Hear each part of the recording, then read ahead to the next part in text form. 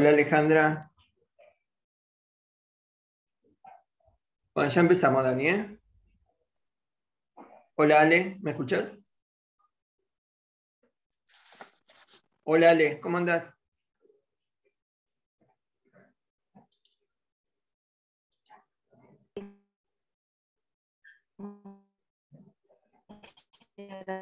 Hola Dani. Hola. Hola Ale. Bueno, por ahí no puedo escuchar, pero ella está conectada en este momento. Así que bueno, como estos sistemas duran creo 40 minutos o un poco menos, voy a empezar porque tengo miedo que se corte. Te presento Dani, mi compañera de trabajo en el Sanatorio Modelo, Alejandra, una compañera nuestra del Hospital Francés, y mi señora Nancy, que va a estar con nosotros compartiendo la charla.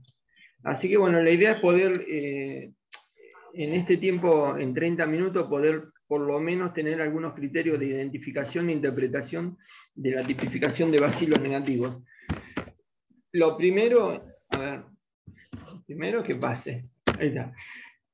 Primero, este grupo, que es un grupo heterogéneo de bacterias, fue descrito hace más de 200 años. Tiene más de 30 géneros y más de 100 especies. Ha tenido un cambio muy importante en estos últimos tiempos. Hoy en día se lo conoce como orden enterobacterales, dentro de los cuales está incluido el grupo que nosotros conocemos como enterobacterias. Es un grupo heterogéneo que presenta a su vez subespecies dentro de cada grupo. Por ejemplo, hoy en día sabemos que dentro del Citrobacter fraundi están comprometidas por lo menos unas 6 o 7 especies diferentes, pero a los fines bioquímicos es una sola especie. Esto no lo discrimina muchas veces ni el mismo equipo que las tipificaciones vía API o vía manual que podemos hacer. El otro grupo que ha tenido también presenta genoespecies dentro de ese grupo ha sido Enterobacter aerógenes, el Enterobacter cloacae y sobre todo el grupo de los Citrobacter.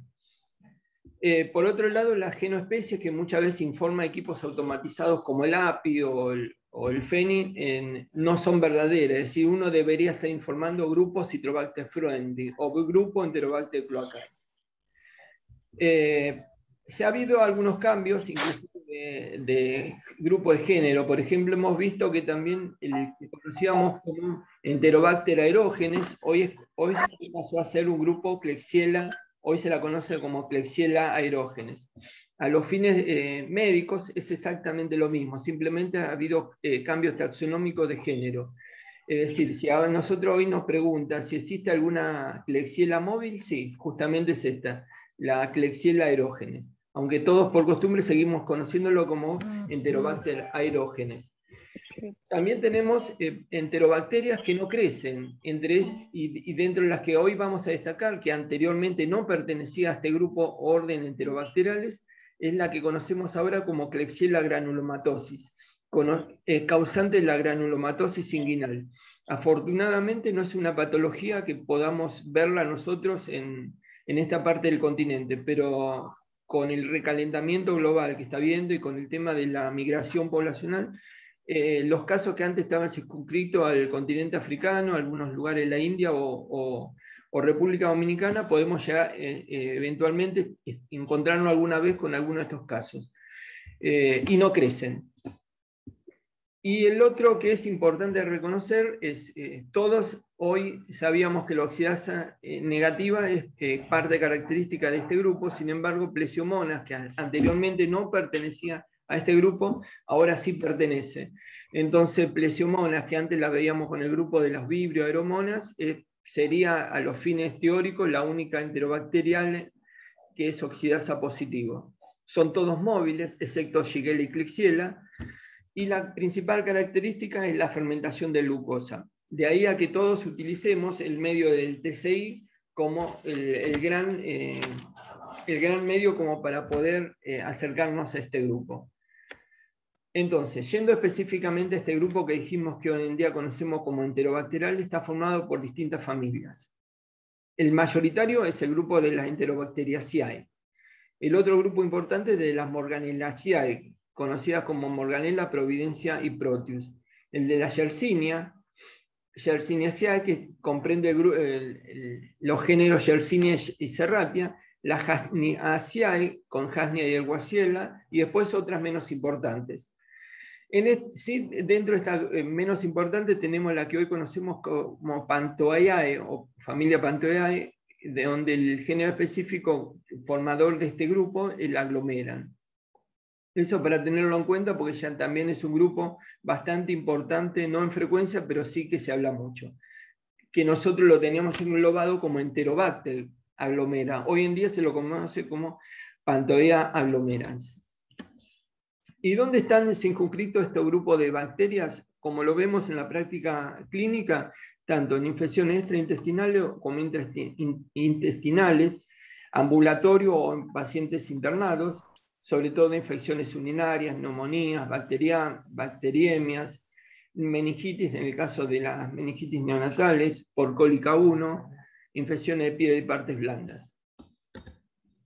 Y ahora entrando específicamente a esto, que es lo que tiene que centrar un poco en la charla que estamos haciendo ahora, vamos a ver cómo podemos llegar a estos órdenes y a los distintos géneros que presenta esta familia.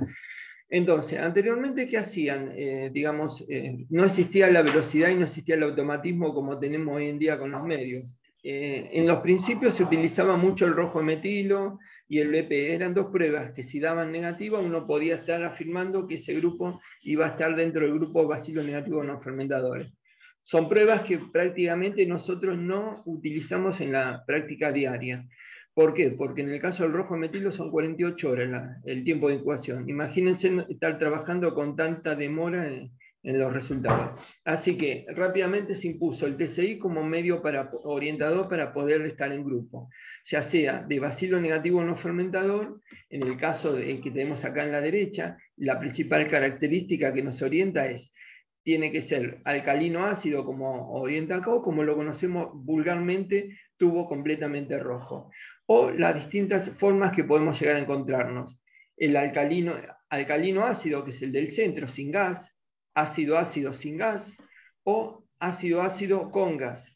Y dentro de esto, cuando nosotros a un bacilo negativo observamos estos TCI, tenemos distintas posibilidades. Si bien a nosotros ahora nos importa uno en particular, que son las enterobacterias, no olvidarse que cuando uno tiene un TCI con estas características, ácido-ácido o alcalino-ácido, podemos estar en presencia de una aeromona, de un vibrio o de otro bacilo negativo no fermentadores o conocidos como fastidiosos.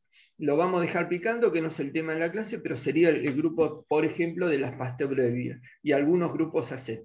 Así que ahora ya entramos en grupo, es decir, nosotros hacemos un TCI, el TCI fermenta la glucosa, es decir, fermenta la glucosa, no importa más allá de los otros azúcares que también tiene el TCI. El hecho de dar una pigmentación amarilla en el fondo o en todo el tubo nos está indicando que eso fermenta la glucosa.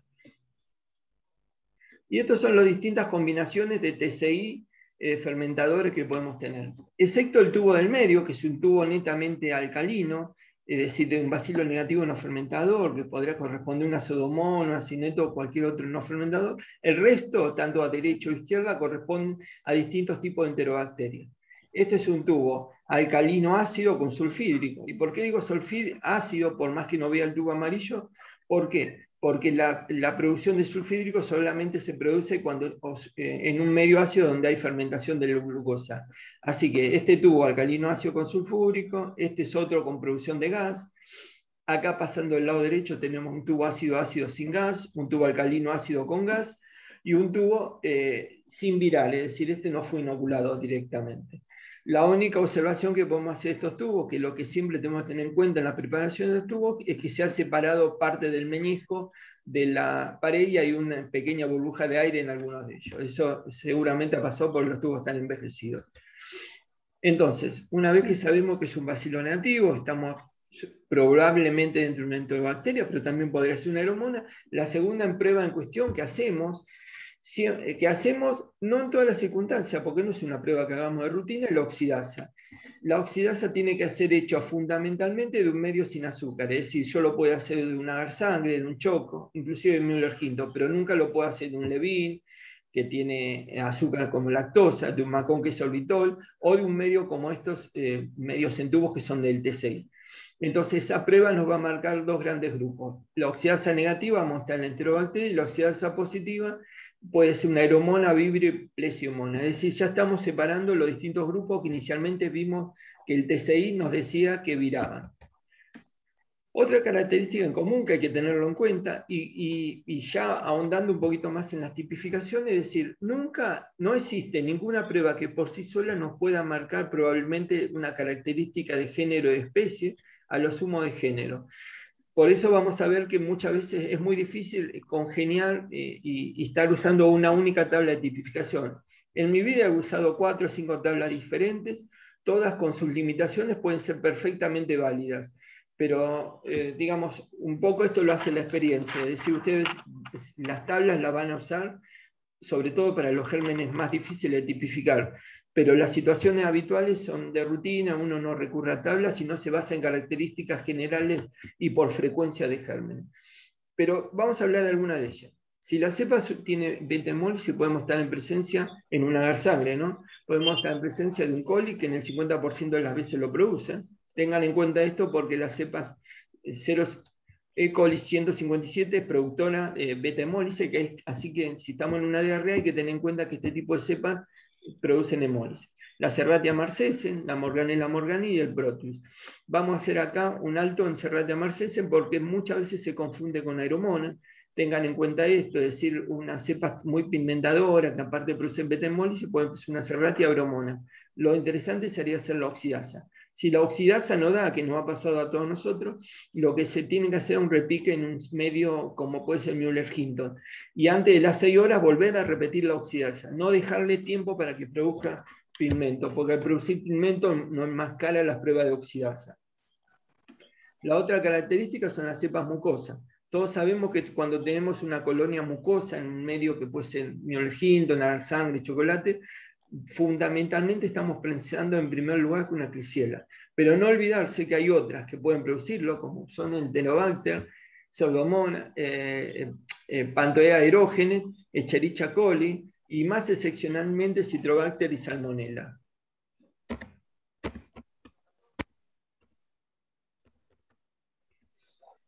Otra prueba que también utilizamos, que esto es muy bueno que nos empecemos a familiarizar, es decir, yo entiendo que probablemente como prueba, digamos, como principal utilidad clínica que tenemos como microbiólogos es hacer diagnóstico rápido y sobre todo en la parte centrarnos en el antibiograma, pero no es menos importante las tipificaciones que muchas veces las dejamos de lado, pero no hay que olvidarse porque eso complementa el informe que hacemos.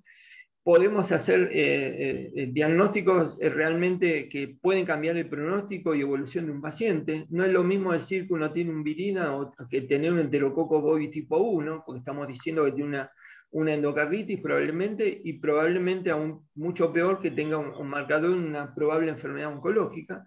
O en el caso de la enterobacteria, están en presencia y que muchas veces no es fácil de identificar, una Salmonella tifi, que nos está diciendo que el paciente tiene una fiebre tifoidea, por el cual el tiempo de tratamiento, en vez de ser de 7 a 10 días, como habitualmente puede ser de 3 a 6 semanas. Es decir, tener en cuenta que las tipificaciones, si bien a veces el hecho de corrernos dejamos de lado, son muy importantes, complementan y a veces nos ayudan a cerrar muy bien los diagnósticos. Otras pruebas que también son importantes tener en cuenta, ya hablamos de la beta-hemólisis. Otro es el brillo metálico. Nosotros no utilizamos ya habitualmente el Levin. Me acuerdo que Marta, o hay, digamos, mucha gente que todavía lo sigue utilizando, porque realmente tiene soporte, tiene su utilidad. Nosotros lo hemos reemplazado por el CLD, pero realmente el Levin es un medio excelente para marcar algunas características. La presencia de brillo metálico en un medio, que lo vemos acá, si usted lo ven, está perfectamente delimitado cuál es el brillo metálico, realmente brilla. Cuando ese medio cultivo estuvo bien preparado, el medio brilla. Hay 2 bacterias, y 2 bacterias lo producen, Citrobacter y el coli, pero más habitualmente es el Citrobacter. Después otras características son los distintos medios que utilizamos. El lectón, que es un medio diferencial, tenemos las colonias rosadas por utilización de la sacarosa, tenemos los medios, el mismo medio cuando produce pigmento negro, que es marcador probable de salmonella, o el medio lactosa negativo, que no lo produce, como puede ser una Shigella. Yendo a la diapositiva de la derecha, acá tenemos 2 medios en una muestra de materia fecal, de una bacteria que hasta hoy era bastante desconocida para todos nosotros. Sabía que existía, pero no la teníamos presente. Así que hoy, probablemente después de esta charla, la idea que nos tiene que dar, que tenemos que empezar a pensar en este germen, empezar a buscarlo, sobre todo en los pacientes con diarrea. Estas colonias lactosa negativo en el SS, después 48-72 horas se ven así, o en un medio del Levin o McConkey sorbitol que se ven del lado derecho como marcan las flechitas. Es decir, una lluvia muy, porque crece muy poco a 37 grados realmente. Entonces, un poco sintetizando, ya estuvimos viendo la beta hemólisis, la producción de brillo metálico, otras características monoxiasa, tener en cuenta que también una vez otras características que hay que tener presente, que se tienen presente en la práctica habitual, es la invasión del agar. Es decir, si la bacteria produce Swarming, hay un único género que lo produce, es el Proteus. O si estuviéramos haciendo anaerobio, probablemente el Clostridium también puede producir esta invasión del agar. Otro es la producción de sulfídricos. Y por último, ver que también cuando uno llega a una identificación, una vez que tiene el antibiograma, es muy importante la evaluación en conjunto junto a la tipificación para cerrar la identificación bacteriana. Si tenemos una resistencia a ampicilina, es característico de Klebsiella. Por ejemplo, yo tengo cierta confusión en cuanto a las características bioquímicas de la tipificación, puedo complementar el ATB. Si veo que es resistente a ampicilina, puedo pensar que es Klebsiella. Si es resistente a las polimicinas, como es la polimicina o colistin o nitro, puedo estar dentro del grupo Morganella, Providencia y Proteus. Y si tiene por producción de lanceo con resistencia a ampicilulbactana, amoxiclavulánico, cefalosporina de primera generación, podemos estar dentro del grupo Citrobacter, Serratia, Morganella y Providencia.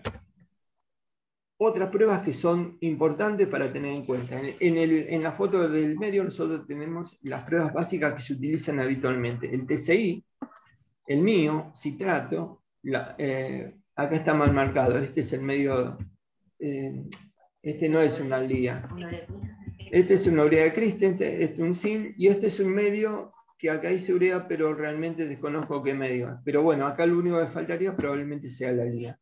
Otras pruebas que se hacen para llegar a los fines de identificación, llegado el caso, puede ser la prueba de BP, el color rojo indica positividad, que la hacemos habitualmente para lo que es tipificación de viridas, pero no tanto así para gram positivo o para bacilos negativos. Yo casi hoy no la utiliza uno en la rutina. La otra prueba es el rojo de metilo, que tampoco se utiliza porque tiene 48 horas de incubación. Y la otra característica es la producción de pigmentos. Tener en cuenta que también las enterobacterias pueden producir pigmentos, salvando excepcionalmente la producción de Serratia, que son productoras de pigmentos, que uno ya las reconoce a simple vista, una producción de beta hemólisis, las características bioquímicas. Existen otras enterobacterias y hay dos que me gustaría destacar. Una es la Panthoea aglomeran o Enterobacter aglomeran, más conocido, y el otro es el Enterobacter sakazaki. Respecto al aglomeran, es de frecuencia muy rara. Acá probablemente no se vea bien, pero acá hay una pigmentación un poco amarilla tenue que está produciendo la colonia. Crece poco y no decarboxilan ni la lisina ni la ornitina, y es muy poco frecuente. El otro germen en cuestión, el Enterobacter sakazaki. Probablemente por la población con la que nosotros trabajamos no lo veamos, pero hay que tenerlo en cuenta porque inclusive ha sido descrito a nivel mundial y en el país hace un par de años el Hospital Posada describió un brote a raíz de la contaminación de leche maternizada, como es Sancor bebé, contaminación con Enterobacter sakazaki. Tiene una mortalidad aproximada de un 40-80%, produce meningitis y realmente quedan con cuadros y secuelas muy importantes de por vida. En los medios cromogénicos producen colonias verde como si fuera un grupo QES, y la pigmentación realmente es amarilla. Así que este tipo de colonias hay que tenerlas atento porque ocurre muchas veces el Enterobacter sakazaki puede ser confundido, si no produce tanto pigmento, con el Enterobacter cloacae. Realmente los métodos manuales de tipificación no discriminan muy bien entre sakazaki y cloacae, a menos que produzca una pigmentación, y probablemente si estamos hablando de neonatología, entonces bueno, uno puede hacer un poquito más el diagnóstico. Si llegan métodos automatizados como el FENI, el Malditos o el BAITE.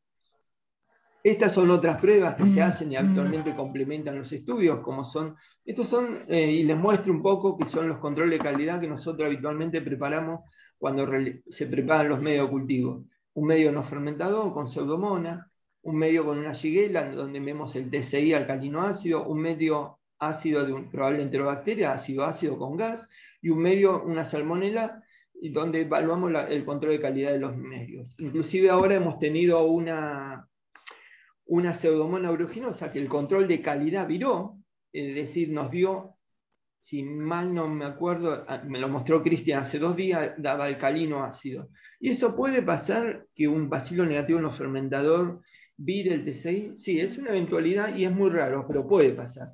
Y habitualmente pasa por una mala preparación del medio cultivo, ya sea que el medio esté vencido o que o se haya recalentado el medio.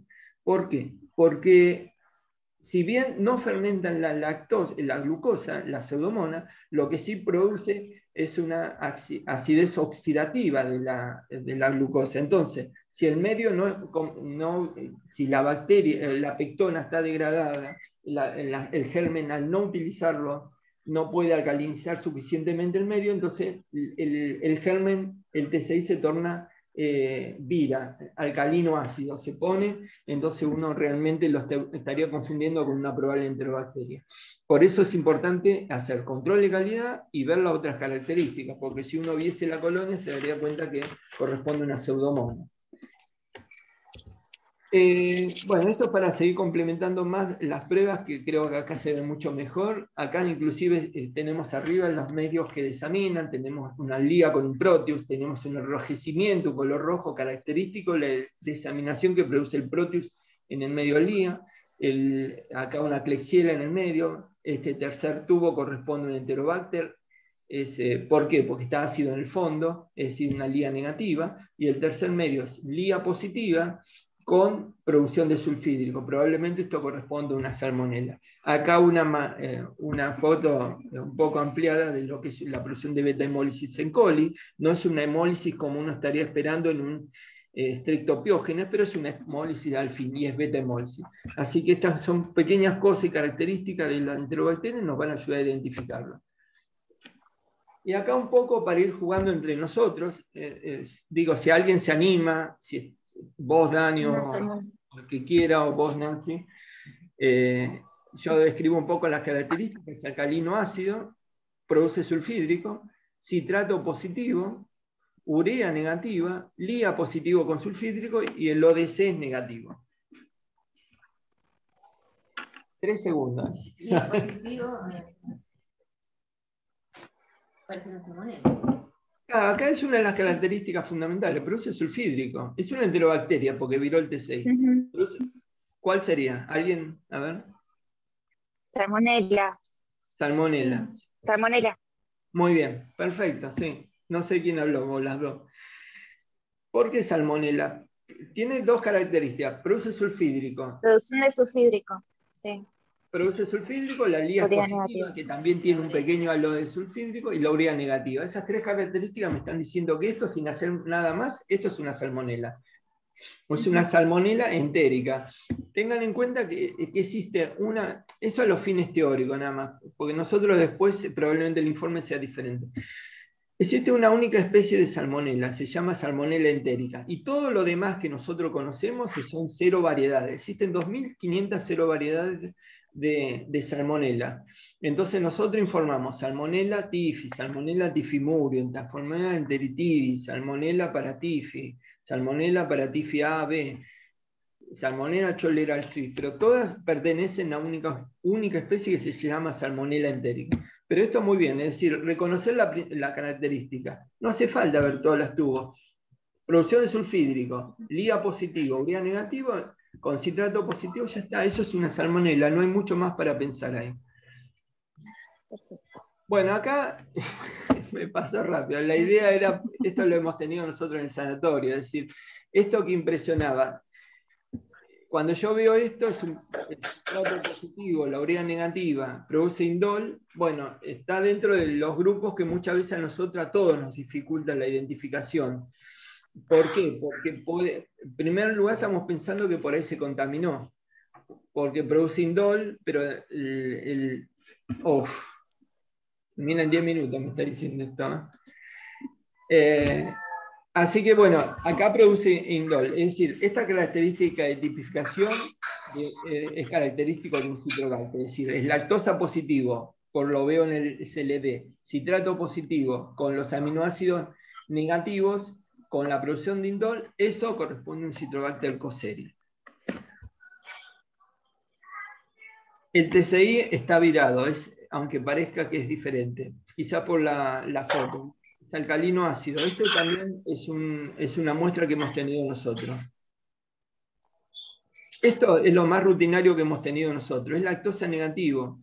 Yo acá no muestro la urea, porque acá en este caso le hicimos la urea, pero normalmente las tipificaciones normales que hace la gente no incluyen muchas veces la urea. Entonces, ¿qué es esto? Es un coli, ¿no?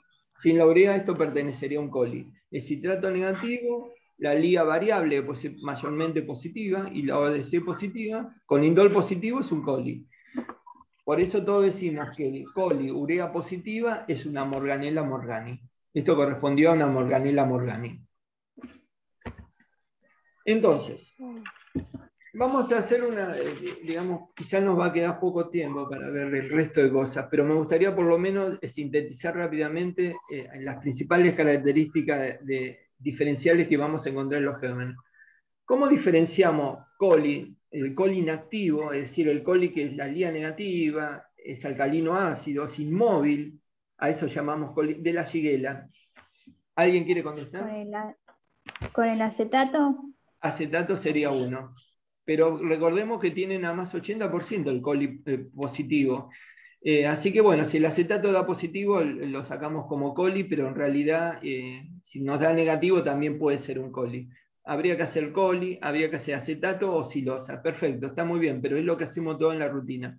Tengamos en cuenta que en realidad coli y Shigella están emparentados, tienen una homología de más del 90%. Inclusive pueden cruzar los serotipos cuando uno está haciendo la serología. Así que tienen mucho entrecruzamiento. Así que perfecto, pero bueno, sería así como se hace. ¿Qué pasa con las enterobacterias que no crecen en las pruebas de tipificación en Müller-Hindau? ¿Cuál puede ser la causa? Eso lo hemos visto todos. Y crece en CLD. Uno siembra la orina y no crece, y crece en la orina, pero cuando vos haces la prueba no crece en el ATV. Y terminamos haciéndolo en agar sangre, el ATV. Eso es algo que se ha visto y costó muchas veces identificarlo. Algunos dejan más de 72 horas las placas incubando, pero creo que es innecesario. Eso es por una dependencia específica de cisteína. Lo que le está faltando no baja, es dependiente de cisteína, crecen en CLD. Entonces el CLD, uno hace la ATV en CLD directamente. Eso lo hemos visto y se ve mucho. Me parece que no. Son coli, habitualmente es coli los que causan este tipo de problemas. El otro, tenemos colonias mucosas LIA negativa, ornitina negativa e inmóvil. Bueno, acá, digamos, no nos dejemos confundir. Digamos, ninguna de las pruebas es 100% positivo o negativa. Generalmente cuando uno dice positivo o negativo estamos hablando más de un 90%, pero no es del 100%. Así que, en primer lugar, tenemos que tener en cuenta que si es inmóvil, veamos que la cepa, las enterobacterias inmóviles eran Klebsiella y Shigella. Entonces, seguramente el citrato ha sido positivo. Así que esto seguramente se trata de una Klebsiella. La Klebsiella neumonía inactiva, excepcionalmente son lías negativas, suelen ser multiresistentes, hay que tenerlo en cuenta, porque esto, si bien no es frecuente, nos puede pasar y nos ha pasado a todos. ¿Cómo diferenciamos coli y Morganella? Ya lo hemos visto. Esto es como rutinariamente decimos, el coli urea positiva es la Morganella morgani. Otra característica de la ATV, es resistente a colistina y nitrofurano, y aparte la Morganella morgani es PIR positivo, en cambio el coli es PIR negativo. Tenemos una infección urinaria con bacilo gram negativo, tenemos un TCI alcalino ácido, citrato positivo, LIA y MIO positivo, y es móvil. ¿Qué sugiere hacer? Esto puede ser desde un enterobacter, así, bueno, acá está la respuesta, o como fue en este caso, probable serratia, LIA y MIO positivo, con ese TCI muy característico alcalino ácido, habría que complementar con el ATD. Otra vez, produce ANSE, resistencia a ampicilobacter, cefalosporina de primera. Es resistente, bueno, no, a eso solo. Y resistente a colistina y nitrofuranos. Siguiente caso, un aislamiento de materia fecal con una cepa alcalino ácido, produce sulfídrico, produce gas, es liga y ODC positivo, urea negativa, y es citrato positivo. Bueno, es la misma cepa que tuvimos antes, una cepa entérica. Siguiente caso. Ahora, vimos que dentro de los causantes de diarrea, estuvimos diciendo salmonella, shigella, colis, y también nombramos la yersinia, pero sin embargo, nunca la buscamos. ¿Por qué nunca la buscamos? Porque no sabemos buscarla, eso nos pasó a todos. O porque no sabíamos cuál es la prevalencia. Un trabajo en Córdoba hecho hace menos de 10 años, ellos demostraron que el 3% de las diarreas eran productivas por Yersinia, y que no era poco, porque creo que de Salmonella era un 8%. Así que Yersinia no es algo que uno pueda llegar a decir que no existe, lo que pasa es que no lo buscamos. ¿Qué características tienen? Crecen lentamente, hay que dejar las placas de CLD por lo menos 48 horas. ¿Y qué hay que seguir? Las colonias, lactosa negativas. Bueno, que son, el TCI está como una shigella, alcalino ácido, pero y urea positiva, habitualmente es urea positiva. Frente a ese tipo de colonia, una diarrea con moco y sangre o con leucocitos simplemente, uno debería estar pensando que puede ser una yersinia. Y hay que diferenciarla por ser urea positiva con una morganela. Uno debería ser la fenilala. Si la fenilala, es decir, alcalino ácido, urea positiva, y la fenilala negativa, podemos estar en presencia de una yersinia. Recordemos que son causantes de diarrea, que no las buscamos, por eso no las encontramos, simplemente eso. Esto ya me referí, la Pantoea aglomeran, acordémonos que son colonias amarillas, son poco frecuentes, multisensibles, y son no decarboxilan ningún aminoácido, lisina ornitina negativo. Y diferenciarlo del otro pigmentador amarillo, que puede ser el Cronobacter sakazaki. ¿Qué hacemos con la diarrea con leucocito en un aislamiento sulfídrico? A ver.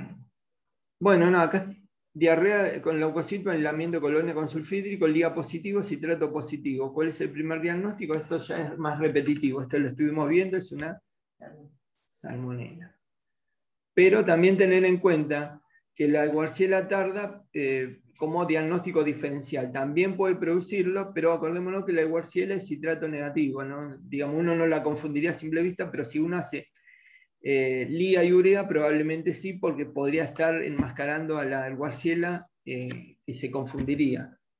¿Qué característica tiene? Bueno, que es indol positivo, a diferencia de la salmonella, y que tiene resistencia a colistina. Muy bien. Y ahora tenemos un caso acá de una cepa que, a ver si alguien se anima a contestarla. Es alcalino ácido con un ácido sulfídrico. Prácticamente todas las pruebas son negativas. Indol negativo, citrato negativo, liga negativo y sin gas. Es en materia fecal y viene con sangre. Una shigella. Tiene sulfídrico. Ah, 3 segundos, se va a cortar. Yo, igualmente, lo que no podamos dar en esta charla, me gustaría continuarlo la que viene. ¿Sí? Bueno, esto correspondió, por ese halo, el TCI es muy característico. Cuando ustedes vean un TCI alcalino ácido que no produce gas y un simple halo de sulfídrico sin hacer nada más, eso lo más probable es que sea una salmonella tifi. Sin hacer nada más. Es citrato acá me dice una nebulosa, no me acuerdo si el citrato es positivo o negativo. Y lo otro característico que tiene, uno a veces las cero agrupa,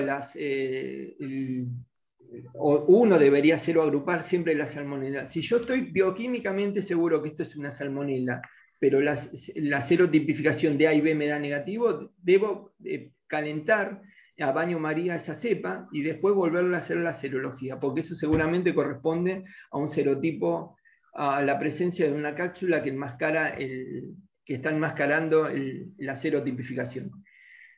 Dani. sí. No, se va a cortar en cualquier momento. El siguiente dato es el citrato, es una prueba capital para nosotros. Por ejemplo, entonces nosotros sabemos si el citrato es positivo y es sensible a colistin por el antibiograma, nos valemos la glicina y ornitina como prueba de screening. Pero esto no alcanza y no es suficiente. En algunas instancias tenemos que recurrir a otras pruebas, como puede ser el adonitol, indol, urea, malonato, rojo de metilo, según los casos. Eso nos va a ir diciendo la experiencia y según para dónde vayamos en los algoritmos. Entonces, resumidamente, si yo tuviese hoy que decir qué prueba estamos utilizando de tipificación, salvo el COLI, creo que no existe ningún método hoy de algoritmo suficiente. Es decir, si yo sé que es productor de sulfídrico, voy a usar esta tabla. Sin lugar a dudas, voy a usar esta tabla y no me voy a estar equivocando. Si es un COLI, voy a usar sin citrato, pero si ya no es ninguna de estas dos alternativas, yo voy a estar utilizando probablemente un algoritmo mucho más complejo, como puede ser este o algún otro que tenemos nosotros en el sanatorio modelo, que es diferente. Cristian utiliza otro, yo utilizo otro, y cualquiera es válido. Sin lugar a dudas, cualquiera de ellos, con el sustento clínico y evaluando el antibiograma y las características culturales que uno puede tener en el antibiograma, alcanza. Es suficiente. A ver. ¿Por qué no cambia? Ahí está. La otra característica, como habíamos visto en la charla anterior, es decir, otra característica a tener en cuenta es la producción de pigmento. Sabemos que es un bacilo negativo, produce pigmento. Dentro de las enterobacterias tenemos dos que nos interesan. Uno era Enterobacter sakazaki, que han sido descritos brotes en formulaciones pediátricas y lactantes, inclusive con una altísima mortalidad.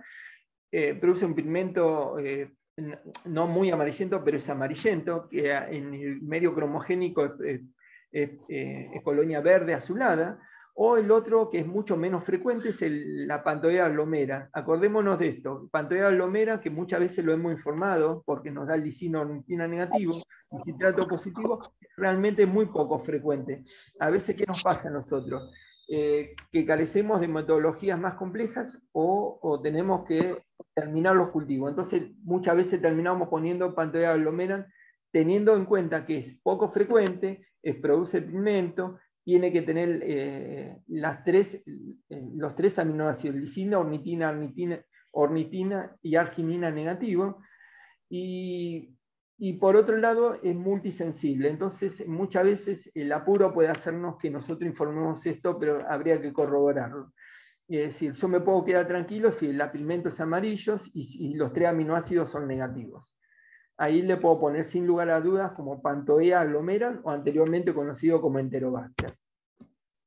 El otro medio que nos puede ayudar, esto porque lo nombro, porque muchas veces no lo utilizamos como medio de tipificación, es decir, esto es según la disponibilidad que puedan tener los laboratorios. Entonces, si disponemos del medio cromogénico como el Cronagar orientación, es un medio ideal para identificación rápida. Y rápida, ¿por qué? Porque si nosotros tenemos la colonia rosada, podemos decir prácticamente sin lugar a duda y casi sin equivocarnos que es un coli. Pero si la colonia es verde o verde azulada, podemos estar dentro del grupo que es. Pero si la colonia es una colonia amarronada, ocre, podemos estar dentro del grupo conocido como Providencia, Proteus o inclusive alguna Serratia no, Morganella. Y del lado derecho nosotros tenemos que también los cocos gram positivos pueden crecer, pero normalmente no pigmentan, entonces podemos tener Acinetobacter, Staphyloepidermidis, Staphylococcus aureus que crecen en estos medios. Pero sin embargo, tengan en cuenta lo siguiente. Dijimos que este es un medio altamente orientador y prácticamente no nos deja equivocarnos que esto se trata de un coli, pero no es. Este colonia rosada también la puede dar un citrobacter, como ven acá abajo. Ustedes observan acá colonias que dice el punto 4 del citrobacter. El citrobacter puede dar ese tipo de pigmentación. La Serratia inicialmente puede tener ese tipo de pigmentación. Probablemente menos rosada puede darla, pero ojo que el citrobacter lo puede dar. Entonces hay que tener en cuenta que si bien nosotros en la rutina de todos los días le estamos informando coli, porque es lo que hacemos, y Dani no me deja mentir, porque lo usamos de rutina, y si nos da un color rosado le informamos coli, tener en cuenta que puede no tratarse de un coli específicamente. para lo cual nos valemos de un antigrama, es decir, si observamos algún tipo de resistencia, como puede ser la cefalosporina de primera, ampisulbactano o nitrofurantoína, estemos atentos, podemos estar en presencia de un Citrobacter. El cuarto punto de identificación es la fermentación de lactosa. Y aquí, digamos, esto muchas veces hablo de medios que hoy muchos de nosotros ya no utilizamos. Por ejemplo, el medio Levin. El medio Levin es un medio ideal que históricamente la gente más grande solía utilizarlo. Es un medio enriquecido en lactosa que permite una fermentación rápida, sobre todo de los gérmenes. Y acá vemos en esta división los fermentadores de lactosa del lado izquierdo. Probablemente este brillo metálico corresponda a un coli, como yo les comentaba la vez pasada. Es decir, prácticamente sin lugar a duda y sin equivocarme, cuando yo observo este brillo metálico en un Levin, esto podría ser un Citrobacter friendly o un Escherichia coli.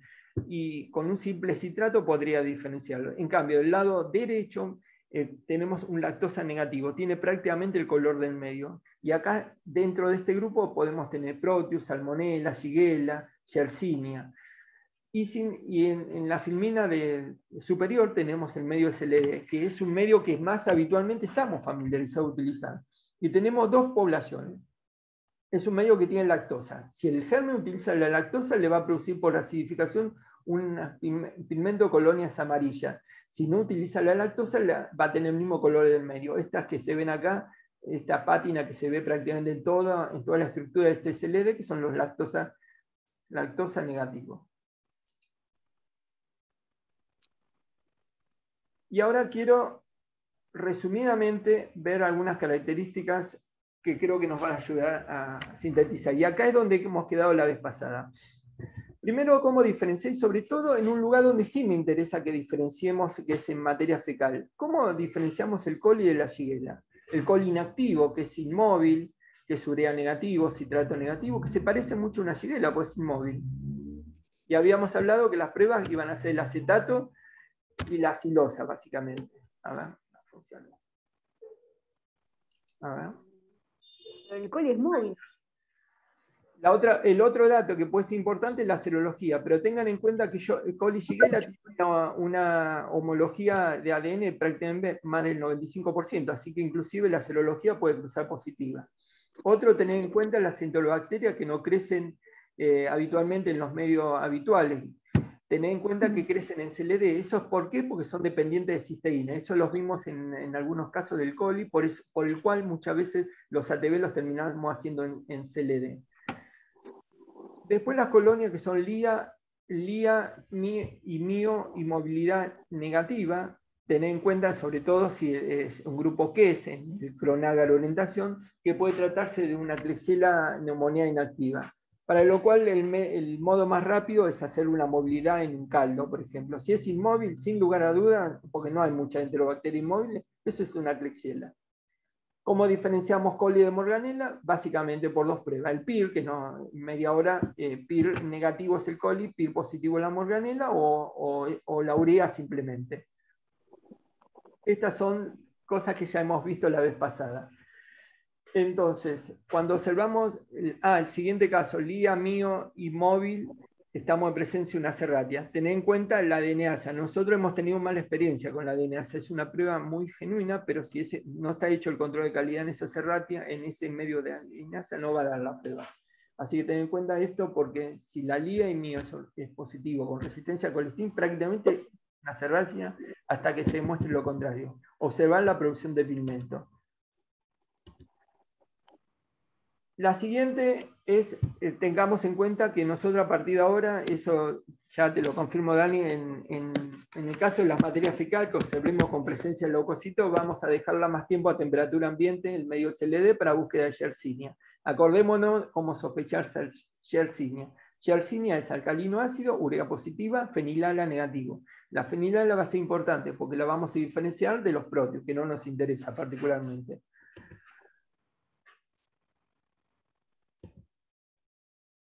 Un caso clínico. Observamos en una muestra de materia fecal una cepa que nos da producción de sulfídrico en el medio de TOEN, que es alcalino ácido. Produce un halo de sulfídrico en el DCI, citrato negativo, LIA negativo, sin gas. la materia fecal es con sangre, y la serología para salmonela nos dieron negativos. ¿En qué pensamos? Si alguien se anima a decir... Shigella. No, Shigella no, porque produce sulfídrico en este caso. Ah, Produce Te dije lo sulfídrico. mismo el otro día. Es No, algo- habíamos quedado que era Salmonella typhi. Salmonella typhi habíamos quedado. Pero acá la pregunta es, ¿por qué no dio la serología de Salmonella? Y eso es básicamente por lo siguiente. Es verdad, es Salmonella typhi. Y acordémonos que Salmonella typhi, el único huésped que existe es el ser humano. Entonces, prestemos atención a las tipificaciones, porque cuando yo pongo este rótulo, Rosita, cuando ponemos este rótulo, estamos dando la presencia de una fiebre tifoidea, para lo cual el tratamiento son mínimo 3 semanas. Bueno, ¿por qué no dio la serología? Porque contiene un antígeno en superficie, una cápsula, que impide que pueda hacerlo agrupar. Entonces se llama antígeno VIP. Entonces lo que se hace, se calienta media hora esa salmonela y se vuelve a hacer la serología. Y ahí sí va a dar. Eso es algo importante porque podemos pasarlo de largo. A ver, bueno. Siguiente caso. Siguiente caso yo lo voy a describir. Dio indol negativo, urea negativo, el citrato es negativo, el TCI alcalino ácido, la LIA positiva, ornitina positiva. Analizando rápidamente, esto podría llegar a ser un coli indol negativo, que lo hemos tenido muchas veces, aparte es frecuente verlo. Pero tiene una característica el antivirama, dio la resistencia a colistina. Así que ya de por sí, pero no es una morganela porque la urea es negativo. Entonces, esto está marcando algo. Esa resistencia a colistina es algo típico. Existen muy pocos gérmenes de resistencia a colistina, el grupo de los proteus, pero ninguno de ellos es porque es urea positiva. Y la serratia, que tampoco lo es porque el citrato es negativo. Pero hay otro germen que no está nombrado, es muy poco frecuente, se llama Hafnia. La Hafnia tiene esta característica en cuanto a la tipificación, con resistencia al colistina. Resumidamente, y antes que se corte, eso hay que tenerlo muy en cuenta. Eso lo aprendí sobre todo con Catherine y con Cristian, que son los que preparan muchísimo medio y conocen de los medios, y muchas veces nosotros no prestamos atención. Hay que controlar los medios cultivos. Por culpa de malos controles de calidad, hemos fallado en tipificaciones que normalmente son fáciles de realizar. Comenzar siempre con la marcha del TCI. Observando las fermentaciones de la lactosa, observar la resistencia a colistina y citrato. Digo, esto no es una marcha, pero es una guía como para orientar cómo identificamos las tipificaciones. Segundo, cuando yo tengo un coli en el crono orientación, como bien dijimos, el color rosado me está diciendo que produce una enzima que se llama beta-glucuronidasa. La prueba que yo debería hacer a continuación debería ser el indol. Si esas dos pruebas son positivas, sin lugar a dudas, eso es un coli. Por otro lado, sospechar Yersinia en las muestras de materia fecal con leucocitos. Esta ya la vimos. Y ahora yo voy a ir a esta parte antes que se corte, porque me avisó acá el programa que se corta en pocos minutos. Observar lo siguiente. Esta probablemente va a quedar algo en cada uno de los servicios de cómo hacer algún esquema mínimo de identificación. Me voy a detener en esto. Sabemos que es un grupo que es en el orientación. Entonces vamos a observar los aminoácidos. Es decir, paso siguiente son los aminoácidos del citrato. El citrato son todos positivos. Si la LIA y ornitina es positivo, existen dos posibilidades. O Citrobacter cocerio o Enterobacter cloacae. Para lo cual le voy a hacer el ladonitol. Con esa simple prueba yo puedo diferenciar cocerio de cloacae. Entonces, Ale, estuvo muy bien la identificación que vos hiciste y corresponde, es verdad, un Citrobacter cocerio, pero en realidad podría haber sido un Enterobacter cloacae atípico. No, perdón, no es un Enterobacter cloacae, porque el cloacae era al revés. El cloacae era al revés del aminoácido que la cloxila. Sí. Así que bueno, esto lo voy a corregir. Lo que habría que hacer en este caso, Ale, sería el ladonitol positivo y con eso confirmaría el género de especie, indudablemente el Citrobacter cocerio. Si los dos aminoácidos son negativos, existen dos posibilidades. O la Klebsiella pneumoniae típica, que eso ya lo vimos, o la Panthoea aglomeran. Es decir, producción de pigmento en aglomeran, y por otro lado la inmovilidad de Klebsiella, la Klebsiella pneumoniae. O le puede hacer ladonitol. Si los dos aminoácidos son positivos, el número uno para poder sospechar es la Klebsiella aerógena, pero también puede ser una Serratia. La prueba que los va a diferenciar es la DNasa. Y por último, si la lisina es positiva y la ornitina es negativa, es una Klebsiella pneumoniae o puede ser algún Enterobacter, para lo cual la prueba que los va a diferenciar es la movilidad. Entonces, resumidamente, si pasamos ahora al grupo de los Proteus, tenemos dos posibilidades. Si invade, es un Proteus, pero si invade y la ornitina es positiva, eso es un Proteus mirabilis. ¿Cómo lo confirmamos? Bueno, si es sensible a la ampicilina y el T6 es alcalino ácido, sin lugar a dudas. ¿Por qué? Porque no tiene ningún mecanismo de resistencia. El único que no tiene y es sensible cuando no es BLE, porque puede tener BLE, pero si es sensible a ampicilina, sin lugar a dudas, eso es un Proteus mirable. Y por último, si la beta-glucuronidasa, como bien dijimos, es decir, ese color rosado que está en la orientación, es positiva, pero el indol es negativo, puede ser un Citrobacter o Salmonella. Eso no nos olvidemos, porque recién los comentaba, la orientación es bárbaro, pero tengamos en cuenta que tiene sus limitaciones. Podemos estar pasando por alto un Citrobacter o Salmonella. Deberíamos hacer como prueba confirmatoria el indol. Como esto muchas veces nos lleva tiempo, y por frecuencia son menos probables que los tengan, nosotros nos valemos del ATB. Si en el ATB observamos alguna irregularidad, le vamos a hacer el indol o algo más. Por último, les quería comentar un método que realmente creo que puede llegar a revolucionar junto a todos los que ya hemos visto. Nosotros hoy estamos trabajando con el FENI, el BAITE, el Maldito, aquellos que lo tienen, muchas instituciones ya disponen. Bueno, este es un método que yo no desconocía que existía. Se llama el método Bardov.